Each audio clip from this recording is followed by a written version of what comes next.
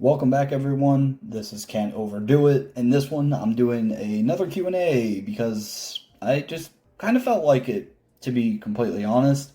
I didn't really know what I wanted to do for the second anniversary of the channel. Last year, I made a special redo of an edit that I really cared about, and that was kind of the initial plan for this year, too. But then I looked at the edits that I wanted to do already, and I already have too many edits that are on the itinerary right now, so I didn't want to just add more to that specific workload. So I figured instead I would just do another Q&A because, quite frankly, I kind of enjoy doing it, and you guys potentially get to learn some new things, pick my brain a little bit. The last time I did a Q&A, I was very much so new to OBS and, having my voice out there on the internet. Now I'm a lot more comfortable with that second part in particular. And with OBS, I actually recorded the initial one in 720p without realizing that you could even do 1080p. So hopefully that helps this time. And also, I'm not going to be screen recording the actual questions this time. You'll see it throughout the video. It'll be like on the screen. But I'm just going to put in some gameplay in the background. I haven't actually decided what gameplay I'm going to record yet. But, I assume it's probably going to be Linda's Company because I've been playing the hell out of that. But without further ado, I'm just going to go in the order that YouTube presents these comments to me. And, yeah, we're going to get started. What's your favorite vid of yours currently? I think you made a community post about this, and your least favorite. So, I don't know if I have the favorite video specifically, if you're talking about, like, the long-form stuff. But if you're just talking about edits in general, my favorite edit is very much so still that 1 year special that I was alluding to earlier, the Monica versus Subaru edit. I absolutely love it. It's still my magnum opus, I think, at least in my heart. Because to be completely honest with you, I do think that there are a couple of edits that are better on the channel. The Monica versus Angela edit, I really like that one a lot. I love the song cover, I love the voices, and I specifically love that the voices can kind of be used both ways. Like, if you switched both of their voice lines, it still fits the opposite character, and I think that's really cool. And I also really enjoy the Mita versus Monica edit. That's probably the edit I've put the most amount of effort into, and I think it paid off pretty damn good. As for my least favorite edit, this one is super easy, actually. I guess not super easy. There's kind of two in contention. When I did my very first writing tournament, I had Kokichi versus Lily, but the video actually got taken down from copyright, and I had to re-upload it, but I had to, kind of change the audio a little bit to where the lyrics were taken out, and it was just an instrumental, but it was a really shitty way of taking the voice out of it. I just used, an AI software to take it out. So it's really, the audio sucks, is what I'm trying to say. So that one's kind of in contention, but no, my least favorite is definitely the Mikasa versus Psyche, or Psyche versus Mikasa. I don't remember what the order was, but I tried using just CapCut, and it's the only edit I've ever done only using CapCut, and it still is the only edit I've ever used CapCut, because I did not like it. It was very experimental, and it just did not feel like my kind of edit, so yeah. What do you hope for the future of this channel? Are there any goals? I don't necessarily have any goals. As for what I hope for in the future, I would love to make money, to be completely honest with you. I would love to make money at some point, but as far as the way that I actually see it is just that this is a hobby, and it's gonna remain a hobby. I enjoy producing content, so I'm gonna produce content. If come a day I don't enjoy producing content, I'm probably gonna stop posting, at least not as frequently. But the most important part about me starting YouTube at all was that I never wanted it to be a job. It's why I named myself Can't Overdo It in the very beginning, just so that if I were ever lucky enough to be put in a position where it could even legitimately become a job, quote unquote, that I wouldn't look at it that way. Like, my YouTube is not an obligation to me most of the time. There are genuinely some times where I kind of feel like I need to make an edit, so I just do it out of obligation. But most of the time, a lot of the edits that I do are just because I want to do it, and I enjoy doing it. I don't know if you've really said this, but what stands out about Monica to you? This question sucks. Only because, obviously, for those of you who don't know, I'm doing a top 100 characters series at this point. Top 100 characters as of 2024. It's currently April 20th at 2 o'clock in the morning at the time of this recording, and I have not finished quote-unquote scripting part 4. Scripting being just putting bullet points about topics that I want to hit for each character, because I think that just works better for that. And unsurprisingly, believe it or not, Monica is actually on my list of top 100 fictional characters.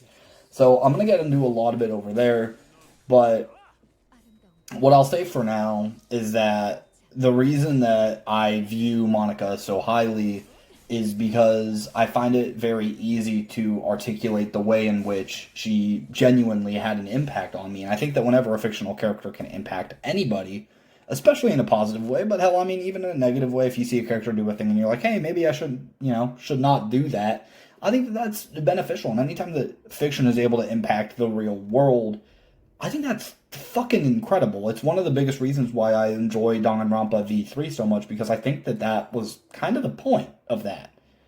So I know this is really a bullshit answer, but that's really it, is that once we get to that spot on the 100 characters list, I'm going to go really deep into it.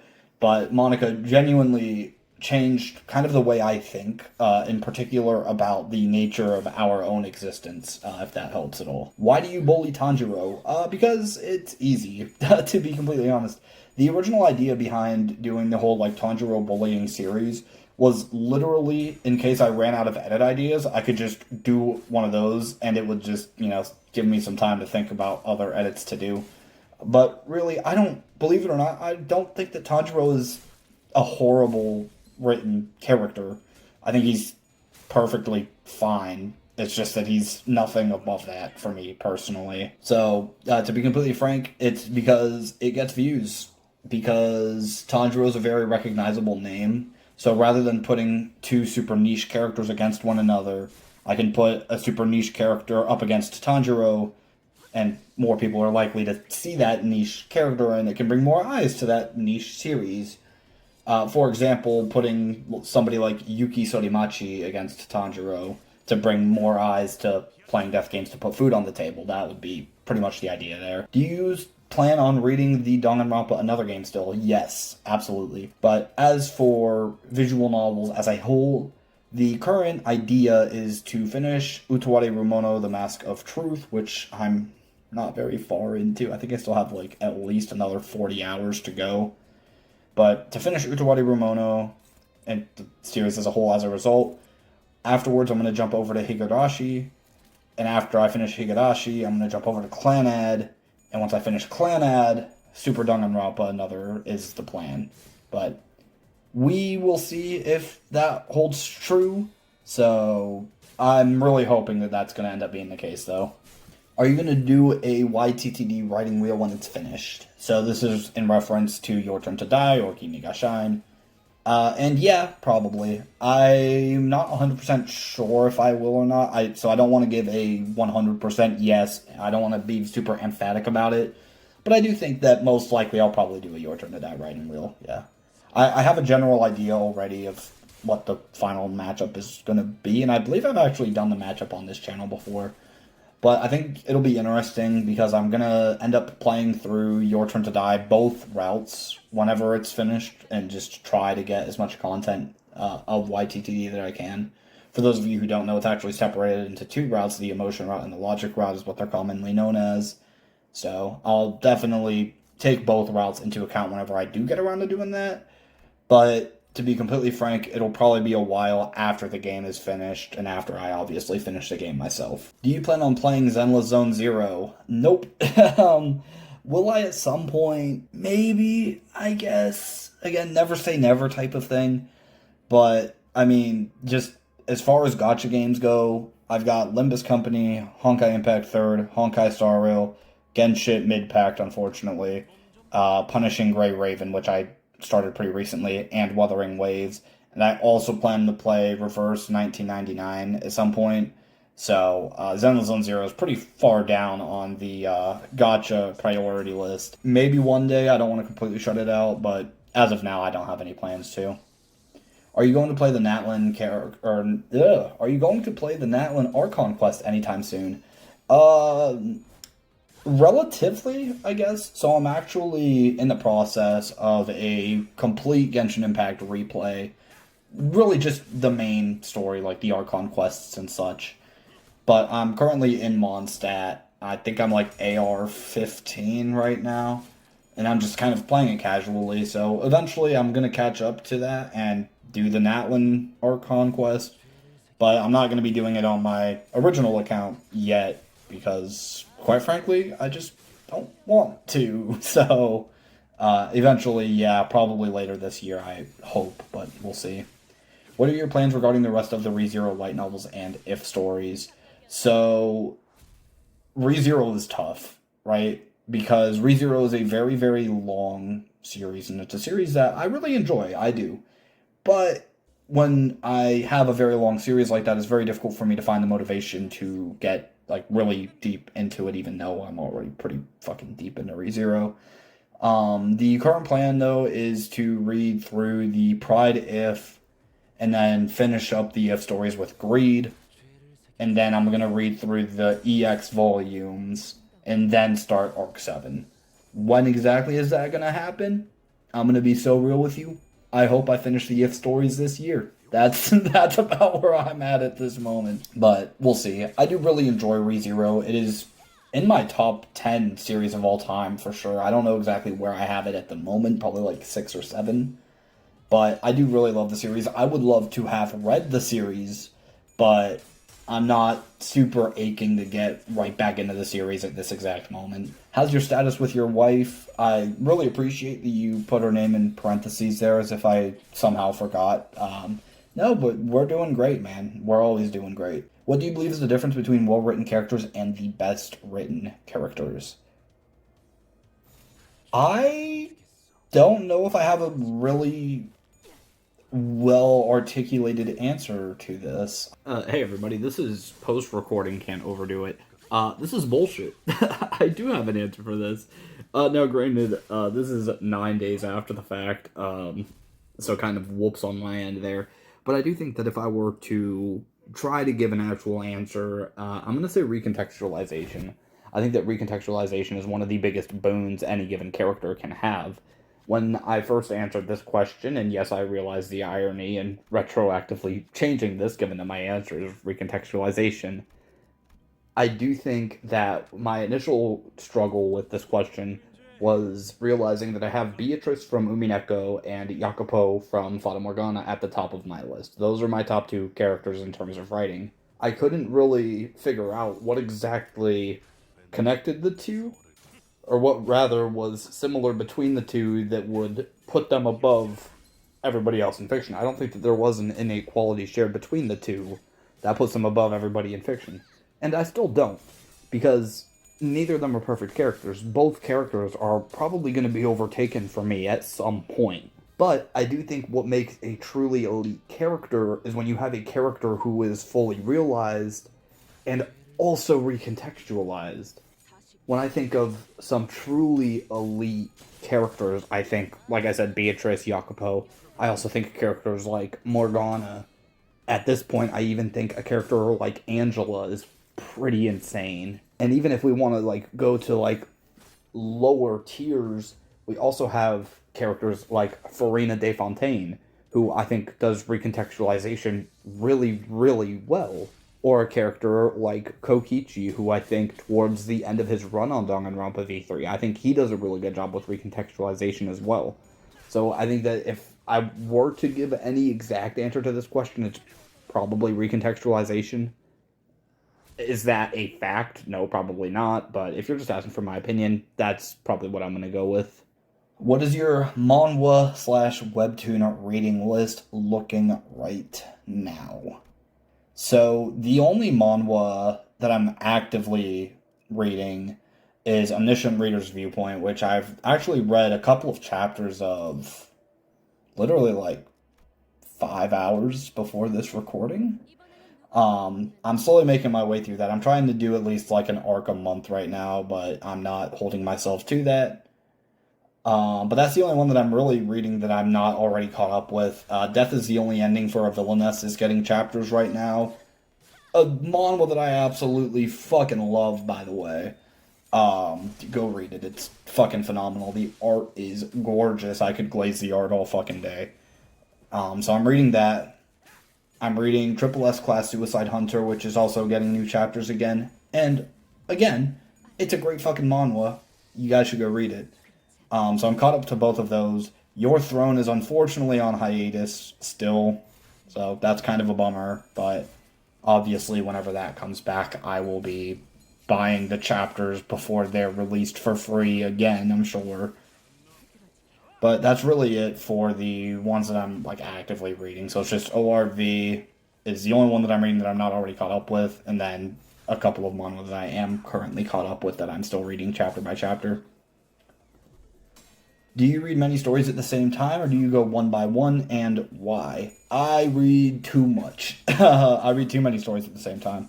But the reason is simple, and it's because I don't feel like reading a certain story every single day necessarily. I would much rather have options. So maybe some days I really want to put time into Punishing Gray Raven. Some days I don't want to go even near that. I don't want to touch any gacha games at all. So then I'll just go read a book that I have on my bookshelf, which I think I'm actually going to start reading Galaxy Next Door somewhat kind of soon because I picked up the series of that. But even outside of like mediums of storytelling, there's sometimes where I just don't feel like reading a certain genre. Like Kono Ototomare is a fucking phenomenal manga, and it's really good, but it's also an incredibly dense read. It almost feels like I'm reading a light novel sometimes when I'm reading it, and I don't really want to do that every day. So maybe I'll just switch it to a different manga like Kubo-san, which obviously I'm already finished with, but it's a very light read. So it really just it depends on the day, it depends on my mood, it depends on how I'm feeling, but I much so prefer to have a myriad of different options to choose from at any given time rather than focusing all of my attention to one series.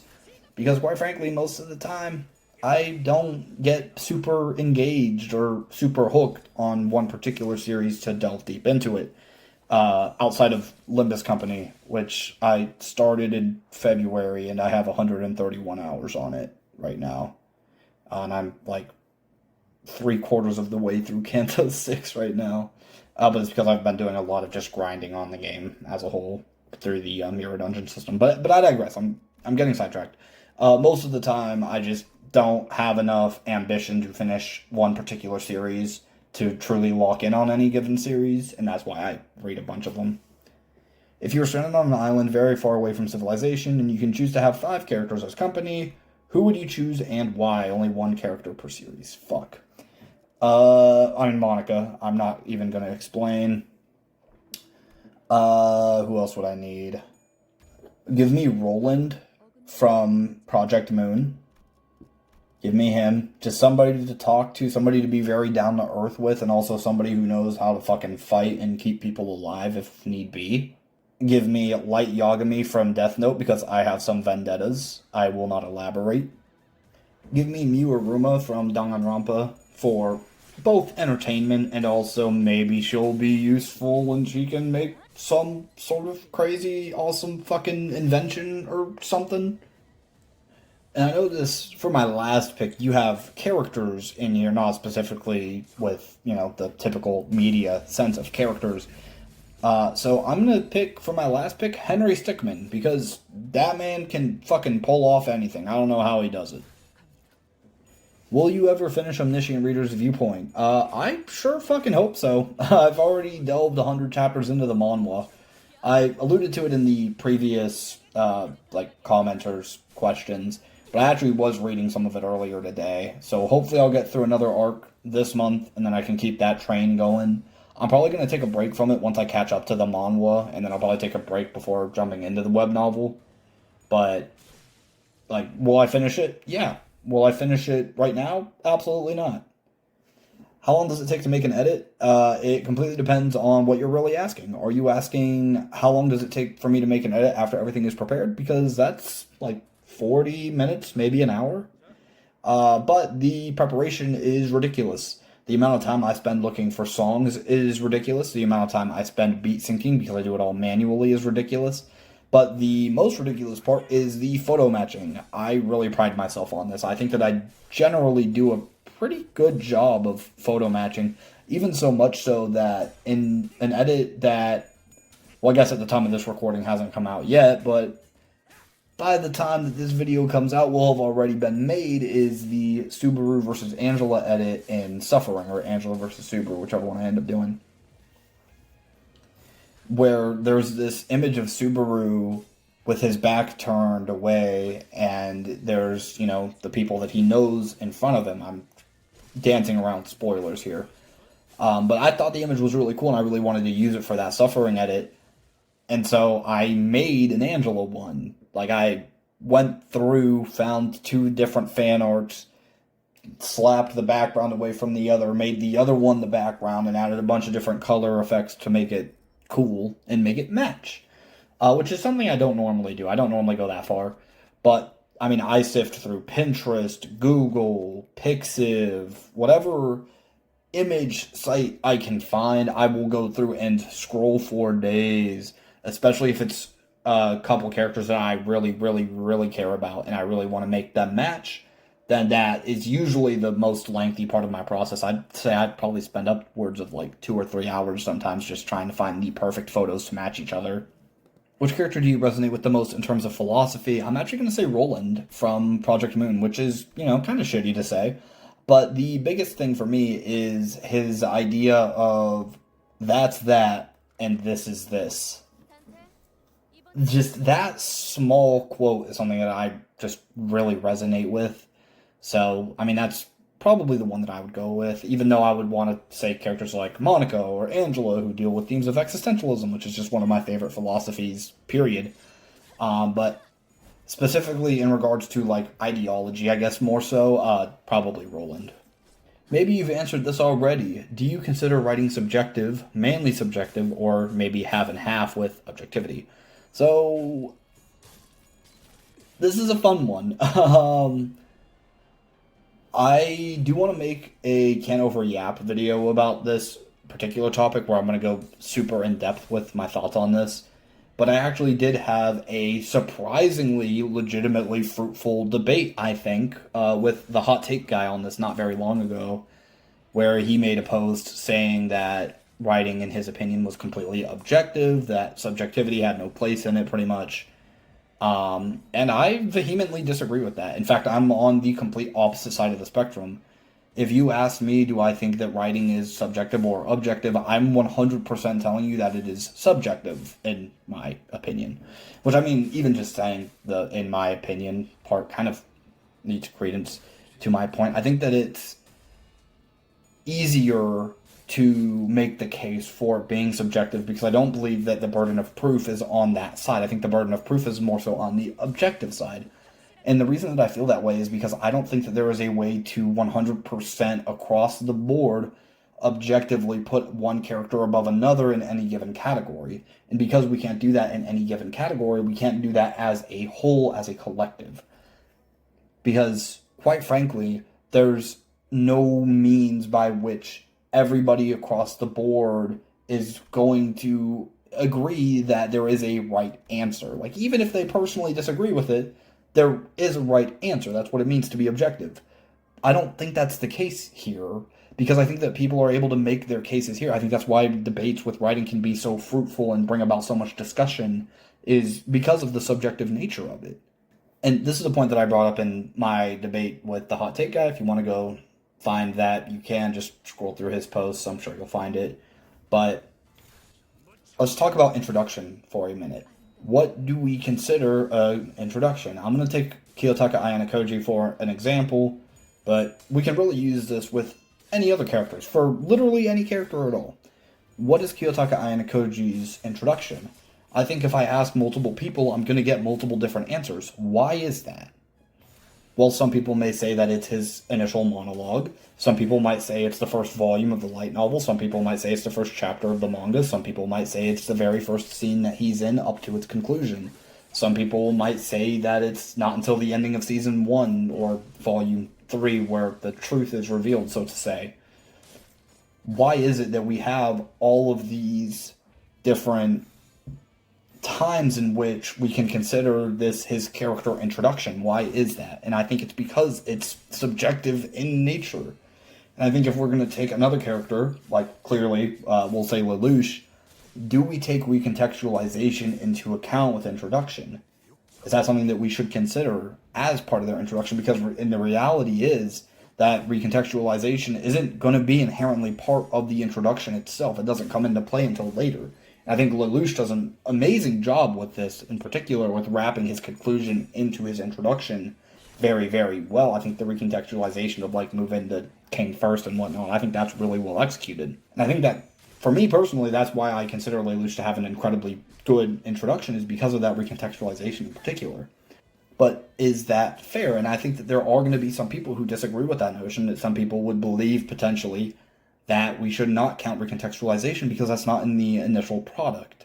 And mind you, in talking about introduction, we're talking about one of potentially 30 to 40 different writing categories, and this is one of the easier ones to pin down. Something like depth or complexity. What exactly is it? What exact sentence in their literature, right? What exactly gives them depth? What exactly gives them complexity? And not just that, but what is it that makes this character's complexity objectively, quote unquote, better than this character's complexity? Whilst you might say, oh, well, there are some really easy examples, like Beatrice from Umineko versus Tanjiro Kamado from Demon Slayer, for example, specifically in regards to their complexity. I think that a lot of people would say, yeah, Beatrice obviously takes that. Like, clearly. But then I would also ask the same person, okay, well then, what about Beatrice versus a character like, let's say, Mami Yatakuji from Tsubahebe in complexity? Well, now we're starting to have a bit more of a discussion here. It's a closer matchup, and I think that most people are going to have a harder time deciding between the two, at least the people that have seen both of the stories, and to anybody who's read Tsubahebe, I apologize.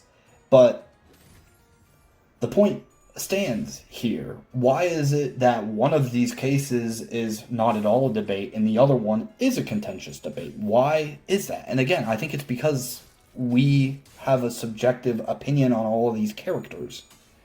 I think that there are some things that play an inherent role in the way that we scale given characters. For example, I have Monica a lot higher than I feel like most people would in regards to her writing, and it's because of the impact that she's had on me. It's because I have my own preconceived biases of her, and it's also because I spent a lot more time analyzing her character than I have for literally any other character ever. So, yeah, obviously I'm going to have a heightened opinion on her writing, because I've took the time to delve deeper and deeper into that writing specifically. Our own biases are something that we can attempt to overcome, yes, absolutely. And I think that people who are trying to quote-unquote scale writing should do that. I like to think that I myself do that as well. Otherwise, Monica would be the best written character of all time for me, and she's just not. But regardless of how much I strive towards avoiding my own bias, I cannot ignore that that bias is inherently there in the first place, and there's no way to completely rid yourself of it, I don't think.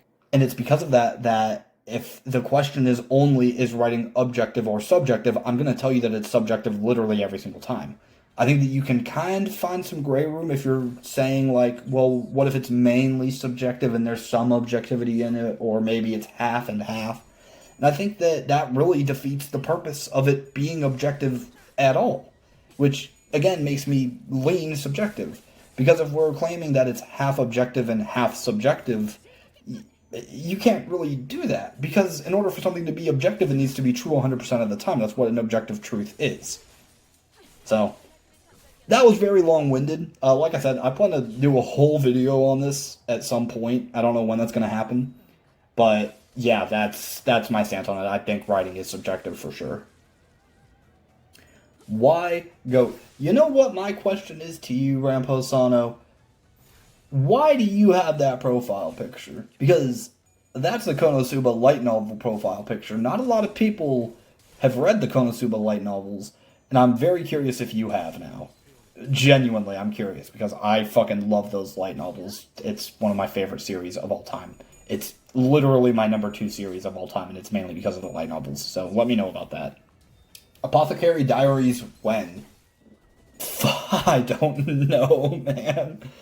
Um, Anime is probably my currently least consumed type of media outside of like Western literature and such. But I need to watch ReZero Season 3 still. I need to watch Link Click. I need to get back on Spice and Wolf. I think those are the 3 anime that I want to get back to. But obviously, whenever 9 anime comes out, hopefully later this year, but we'll see. And then playing Death Games to put food on the table whenever that one comes out, I'm going to be watching both of those weekly. So Apothecary Diaries is at max number 6 on my list for priority in anime, and that again is highballing it. I could not tell you when I'm going to get to it. Maybe this year, who knows? It was on my wish list for this year, but last year I only got to like 20 out of 36 of my wish list series, so don't count on it, but maybe this year, who knows? Heard a lot about Monica and her impact on you, but what about Koji? So again, this goes back to way earlier in the video. I've already been talking for 36 minutes. But obviously, if you've been around the channel for any amount of time, Koji, believe it or not, is also in my top 100 characters of all time. Who would have thought? So I'm going to save a lot of my thoughts about Koji for when I get around to that. But for now, I'll get into a couple of reasons. Number one, I found his psychology to be incredibly fascinating, and I really enjoyed trying to like dissect his psychology throughout my time in Classroom of the Elite, which is literally my favorite series ever still, and we'll talk about that whenever I talk about it, I guess.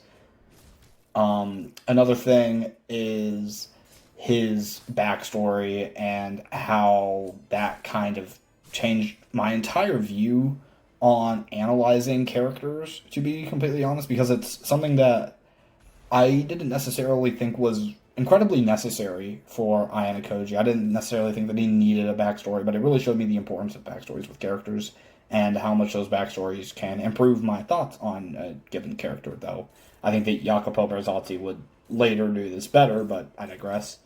But the biggest reason is because he is pretty much the reason that I started reading again. I read a lot in middle school, things like The Hunger Games and The Maze Runner and stuff like that. But I watched Classroom of the Elite. It was one of my first ever animes. I think it was my 4th. Yeah, because it was A Promised Neverland, Erased, No Game, No Life, and then Classroom of the Elite. And you know what? I'm about to say this with my chest puffed out and my head up high. I thought the ending of Season 1 of Classroom of the Elite was the coolest shit ever. In fact, I thought it was so cool that I wanted to know exactly what would happen next, because that was just crazy. So then I proceeded to binge the light novels up to the official translation, which at the time was Year 1, Volume 10. I binged all of those, and then, obviously, like any good person would do, I waited for the official translations for all of the other volumes, and that is the end of that. Top 5 characters in relatability. I don't know if I have a top 5. I definitely have a top 3. I for sure have a top 3. I don't know if I have a top 5.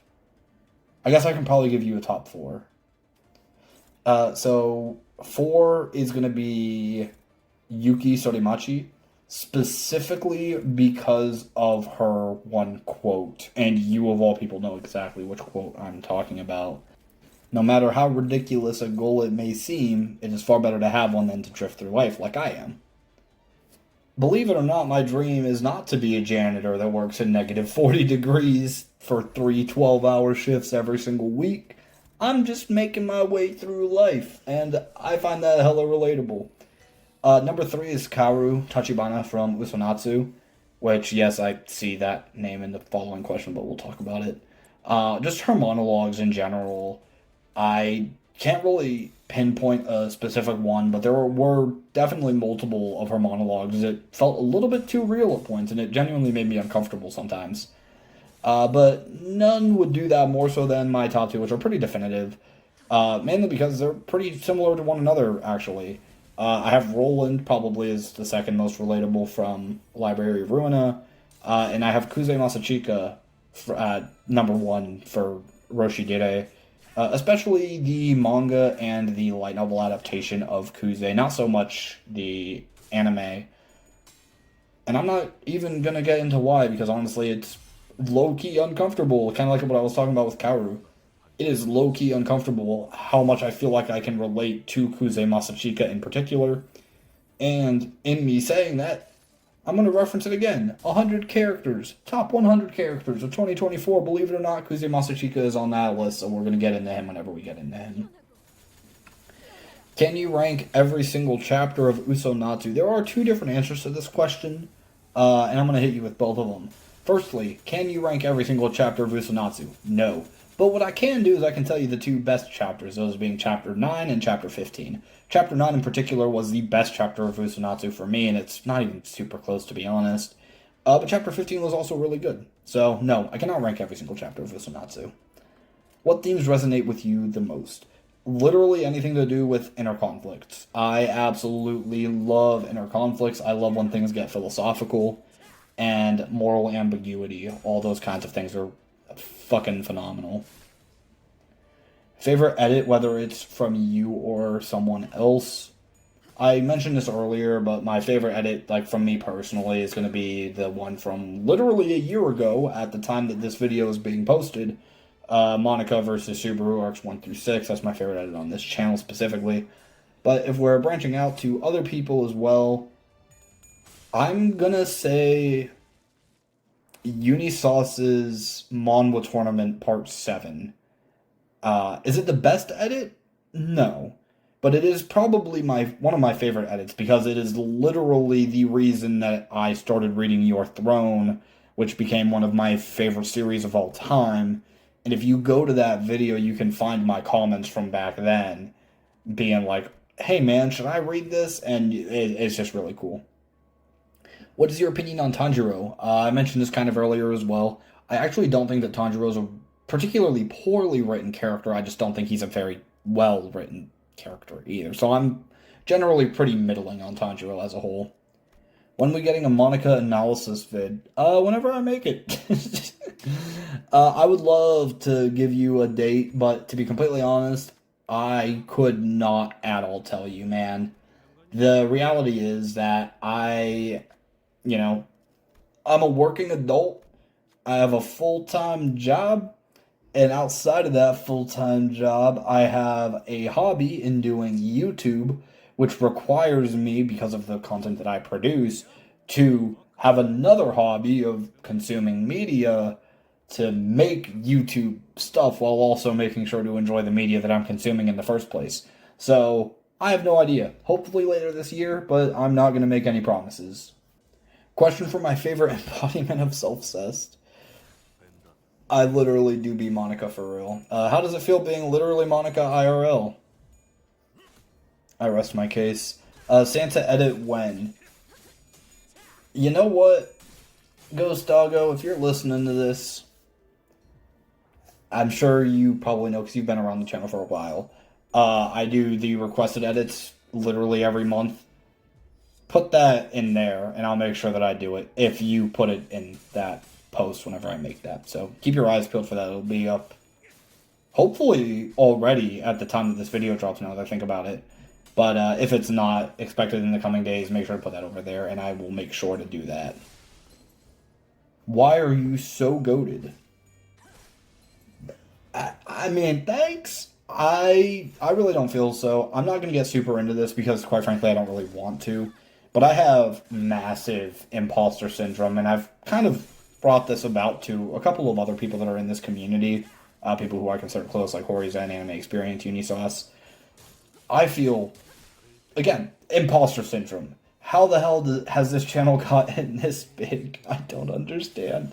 But I do really appreciate all of you guys. I really do. And I'm glad that you feel that I'm, goated. But I do not at all feel that way. I'm just doing this for fun, and I always have been. What is your third favorite felony to commit? Well, it can't be arson. It can't be Barson. So I'm going to go with Carson. Your top 5 Genshin characters, writing and favoritism. Or is it writing plus favoritism? I don't know. Regardless, I don't think I can name 5 for writing. For writing, it's definitely Farina at top. I think it's close between Nahida and Wanderer, although I would probably slightly lean towards Nahida. But to be honest with you, everybody else I definitely have below them. I'll put Navia at 4, and I'll put Fischl at 5 from that like one event a while ago where it was like the other Fischl too. I thought that was really good. But as for favoritism, again, Farina's probably still my number 1, although a large part of the contributing factor as to why she is my favorite is her writing in particular, but I digress. So we'll say Farina, Shenhe, Beidou, who was like my OG character. Kazuha, I love his fucking design. I think his design is sick. It's probably my favorite design in the whole game, to be honest. And the last one, I'll say Lisa, and I refuse to elaborate. When will you do a tournament where whoever has the most eliminates wins instead of the usual best character wins, and it has a separate wheel where the type of matchup is decided like writing, SED, or WIS? So, I'm going to answer this in 2 parts. The first part about doing it based on who has more eliminations rather than the usual best character wins. I'm probably never going to do that, to be completely honest with you. Because I love the whole last man standing concept. So even if the ending does seem obvious, I'm still going to stick with that. As far as having separate wheels where the type of matchup is decided, like writing SEDWS, first of all, I'll probably put mogging on there as well, just in case there's some like absolutely insane upset. I just think that could be really fun. But will I do this in the future? I mean, to be completely honest, I probably will at some point. Exactly when, definitely after the random duos is done, and definitely after Your Turn to Die's writing wheel if I choose to do that. So, again, we'll see when we see. I'm probably going to end up doing a Project Moon writing wheel too. So, again, we'll see when we see. Your take on Auto Honkai Impact versus Farina de Fontaine in writing. So, straight up, I mean, no holds barred. Right now I have Farina taking. I'm currently only as far as chapter 25 of Honkai Impact, and I think it is incredibly noteworthy to make mention of that for people who have not played Honkai Impact, because Auto's arc is, to my knowledge, literally the next one. It's called Thus Spoke the Apocalypse, and or maybe it's just Thus Spoke Apocalypse, but anyways, his name is literally Auto Apocalypse. If that is not his arc, I don't even know what we're doing anymore. So currently I do have Farina taking, but I anticipate that it very much so might change. And I should also even go further than this and say that I currently even have Kiana above Auto in writing. I have Farina above Kiana. So do with that information what you will. Did you take a break in doing the writing duo tournament thingy? No, not intentionally at least. I've taken many breaks throughout the duos writing tournament. It's definitely my least consistent tournament. And quite frankly, the reason for that is simple. It's because I just have been getting more ideas recently of just different edits that I want to do. For example, I brought it up earlier that Subaru and Angela edit in Suffering that I would have already done by the time of this video coming out. I'll just get random ideas that I really want to do. And like I said before as well, my editing itinerary is already pretty fucking full. I have 10 edits planned. I don't know when they're going to come out. I don't know the order they're going to come out. But I have options for whatever edit I want to do. And believe it or not, Random Duos Part 16 is on that list. So at some point, I'll get around to it. Emotional impact versus catharsis, I still get confused on the two. So the way that I view it is that a catharsis is more internal and an emotional impact is going to be more external. Or rather to say that a catharsis is going to be a lot more biased and emotional impact, I'm going to try to remove more bias from. The way in which I would put one character above another in regards to emotional impact is going to be which character I believe will have a stronger emotional resonance with more people, generally and broadly speaking. Whereas with Catharsis, that's going to be more so what I'm looking for in an emotional scene and a build up and this climactic moment for a given character. Do you like when people portray Monica as a yandere or compare her to other yanderes like Mita and Miyuki? I think that there's some irony in this question. Because when you ask it like do you like when people portray Monica as a yandere or compare her to other yanderes, implying that you just portrayed Monica as a yandere, which I'm not calling you out on at all because you're completely right. Monica 100% is a yandere character. Is that the most interesting aspect of her character to me personally? No, but I mean, come on, she's a yandere. Let's be real here. Do I like when people portray her as such? I don't really care, to be honest. And it's the same thing for the second half of the question. Do I like when people compare her to other yanderes? It doesn't affect my life. I don't take it seriously enough for it to do so. When are you starting Lord of the Mystery, Reverend Insanity, Shadow Slave? When are you continuing ORV, or Omniscient Reader's Viewpoint? As for Lord of the Mysteries, I've said this before, I'm 20 chapters into it. I read those 20 chapters like a year and a half ago. I do eventually plan on picking it back up, probably. But as for Reverend Insanity and Shadow Slave, I currently have absolutely zero interest in either of them. Reverend Insanity in particular, I read one chapter of it. I don't remember when, but I read one chapter of it because a lot of people were telling me, dude, it gets so good right from the very first chapter. It's amazing. You need to read it. And then I read it and I did not feel invested at all remotely, so I just didn't continue it. And then when are you continuing Omniscient Reader's Viewpoint? I also said this earlier. I was literally reading some chapters like a couple hours ago, so I haven't dropped it. I'm just slowly getting through it. Top 10 characters from Hoyo as a whole also can include Wu.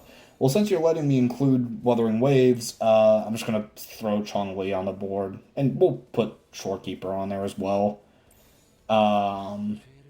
So this is not going to be ordered. This is just the first thing that comes to mind. So like I said, Chongli, Shorekeeper, Farina. I mean, the same people I mentioned earlier. Beidou, Shenhe, Kazuha, Lisa, Kuki Shinobu, Wanderer Nahida. Boom, 10.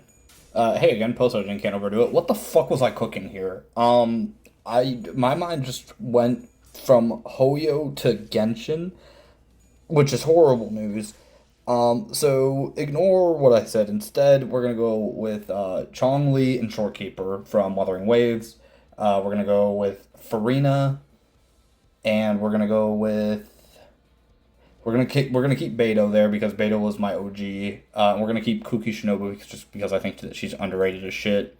We're gonna go with Kiana and Otto, Himiko, Welt, and Kafka. Would you rather get a job in which you only have to sleep and read whatever you want, or a job in which you can eat whatever you want? I'd choose latter without a thought. Um, I'd probably just read whatever I want, to be honest with you. I'm not a very picky eater, so I'm good with most foods. A question I was curious about, but it is kind of out of the blue. Have you tried or played either the Stanley Parable or the Beginner's Guide? They aren't related to anime or anything of the sort, but they are games that do bring up ideas of existentialism and introspection if you interpret them as such. So actually, yeah, I did play the Stanley Parable. I played it last year. It was a really unique experience. I kind of find it difficult labeling it even as a video game because, again, I just kind of viewed it more as an experience as a whole. And as for the Beginner's Guide, I've never heard of it in my life. So I'll potentially look into it after this, for whatever that's worth. But yeah, I did play the Stanley Parable. I liked it. It didn't quite live up to the hype for me personally, but I did still very much so enjoy the experience. Would you rather Monica live in the real world with you, or you live in the game world with Monica? That is my question. This is a super easy one, a ridiculously easy one, and it's a selfish answer. But Monica live in the real world. Duh. I have family and friends here, and I would like to keep my family and friends. So yeah, pretty easy answer. Does your work colleagues know that you are Monica in disguise? Of course they know. Why wouldn't they know? I wear that with my chest, man. Why keep it a secret? Haha! I don't. It's inevitable that the rumors of how Monica escaped the game and became real games traction. You're absolutely right, but I'm actually a 4D chess master here because I'm being so open about it that they think I'm lying. And that's how you get away with murder, folks. Jokes aside, I hope the work schedule of yours is less hectic now. It is a lot less hectic. I love my work schedule. I'm not going to get into the absolute specifics, obviously, but I work 3 12-hour shifts every week, the same days, every week. And, it sucks. I feel like I'm kind of a ghost for those 3 days, but then I also have 4 days off, and it's a full-time job, so it don't get much better than that. Baku versus Yuki in writing. I'm assuming that you're talking about Baku Madarame and Yuki Sorimachi, in which case I most certainly have Baku taking for now. I do think that there is definitely potential with Yuki, in particular once we get around to Volume 6. And the only reason that I say that is because I think the cover looks really awesome, and I'm really excited to get to that volume, and I think it could be potentially really good for her writing. But as of Volume 3, Baku most certainly takes, in my opinion, here. Top 3 most overrated characters in your opinion. This one is just for you, and it's only because you asked this, and quite frankly, I don't know my real answer. So instead, I'm going to say Sohiyori, Kokichiyama, and Kana Arima. Those are my top 3 most overrated characters, in my opinion, of course. When will you read Monster? Monster's in a similar situation to Lord of the Mysteries, where I actually have started Monster. I specifically remember it because I read the first volume in a dentist office before I got my wisdom teeth removed. Believe me, I won't forget that. Uh, when will I pick it back up? Couldn't tell you. Again, hopefully this year.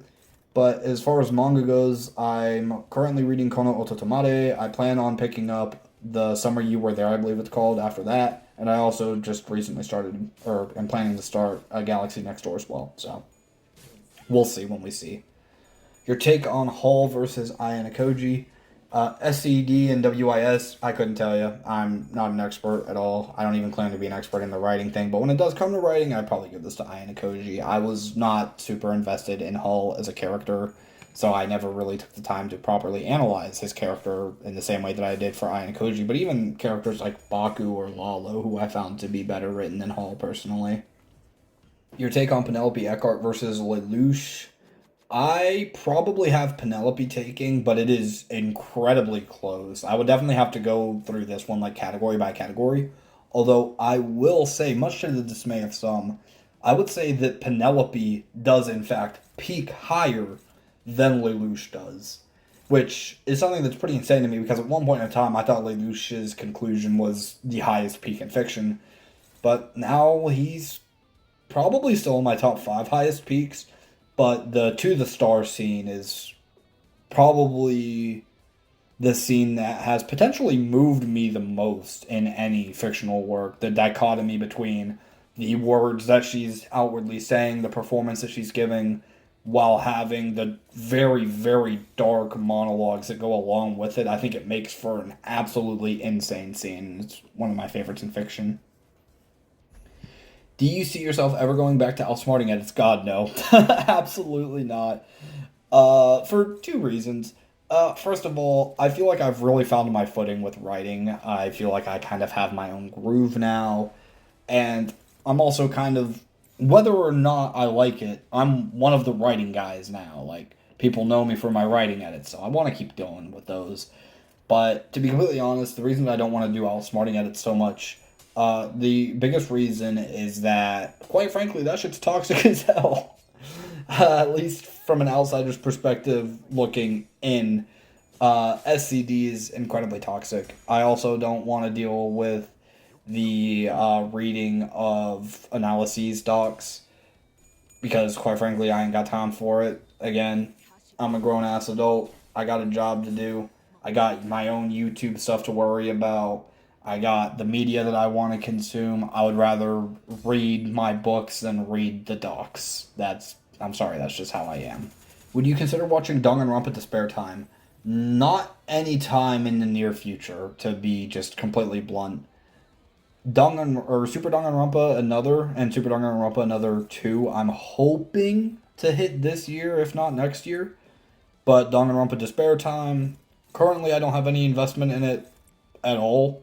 But again, it's another one of those things where I don't want to completely rule it out because it's very much so possible that one day I will want to go around to watch it. But currently I don't have any plans to. And then your take on Beatrice versus Ayane Koji. I said this earlier. Beatrice and Jacopo Berzatti are the top two characters in writing, period, for me. So obviously, with that being said, I got Beatrice taking this. I'm gonna read it, whatever. If a metaphysical entity existed, would it be dead or alive? If alive, why? If dead, would it be a cat or a dog? If a cat, why is it infected with measles? If a dog, why are all of its teeth missing? If it exists without being alive or dead, why is it a camel? If you could erase one question, what would it be, and why would it be this one? Why does 6 plus 7 equal 13? Show work. Hungry, so hungry. When you gonna read Triple S Class Revival Hunter? I'm sorry, it's YouTube. Novel already. If a metaphysical dead dog has no teeth, how does it eat?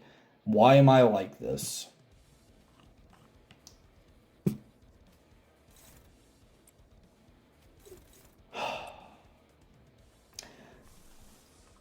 I don't even know how I'm gonna fit this fucking thing on screen, bro. Well, the real question here seems to be if you could erase one question, which would it be, and why would it be this one? Wait, okay, you know what? No, screw it. We're gonna answer all of these questions as if I'm taking this seriously. Um, First of all, would it be dead or alive? Obviously, it's gonna be dead. I mean, come on. If alive, why? Well, it's not alive, so how? If dead, would it be a cat or a dog? Another pretty easy one. This is a dog. If a cat, why is it infected with measles? Obviously, like I said, it's not a cat, so it doesn't matter. If a dog, why are all of its teeth missing? Uh, I believe, and do correct me if I'm wrong, but I do believe that generally speaking, they're probably going to school. Uh, you know, Common teeth stuff. So I would say that they're probably in school. They're not missing at all. It just happens to be 2 o'clock in the afternoon and the bell hasn't rung just yet. If it exists without being alive or dead, why is it a camel? Again, it is dead. It's a dead dog, and the teeth are in school right now. If you could erase one question, which would it be? And why would it be this one? How do you know it would be this one? Could be another question. You don't know. Why does 6 plus 7 equal 13 show work? Nope. And then when am I going to read the novel?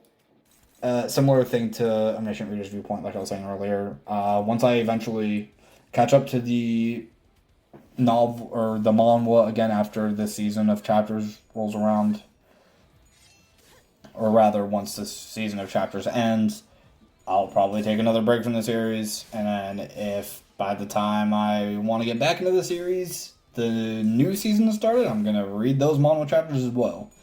And if it hasn't started yet, I'll read the novel. If the metaphysical dead dog has no teeth, how does it eat?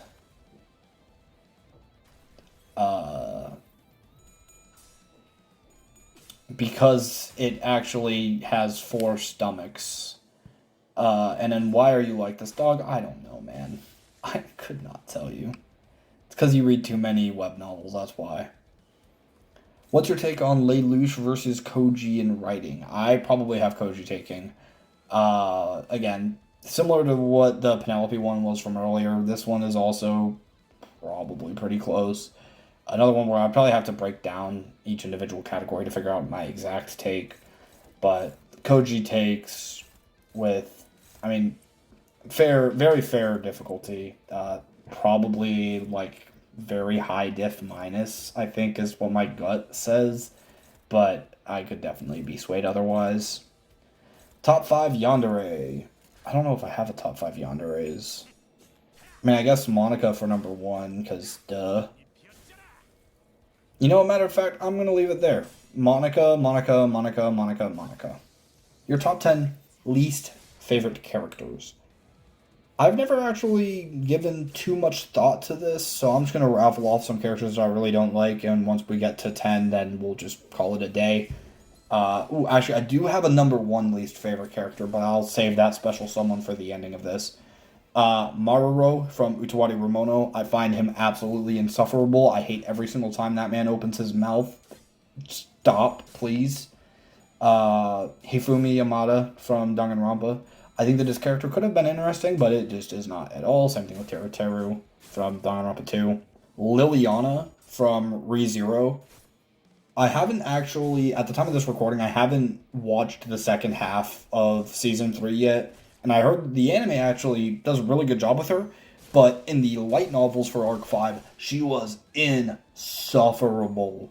And the only reason that I don't love a Volume 19 of ReZero is because there was an entire chapter where she is the perspective character, and it is one of the worst chapters in anything I have ever read, ever. I hate it. How many more do I need? I need 5 more. Well, I have 4, but I have another character who I'm going to save for last. I really don't know, because to be completely honest, like, not a lot of people, like, or not a lot of characters, rather, just really pissed me off and grind my gears. So I don't think I'm going to be able to answer this. I can't even think of 10 characters who I, like, severely dislike, to be honest. So I'm just going to leave it with those 4. You know, fuck those 4 characters. I hate them. But my number one least favorite character is Amy from the House in Fata Morgana. I hate Amy. Literally everything about Amy. Everything about Amy pisses me off. What she does is absolutely irredeemable. It's reprehensible. It is disgusting what she does. And she gets 0 comeuppance as far as I'm concerned. She deserves the absolute worst. What is your favorite color? It really depends on if we're talking about very specialized colors or very simple colors.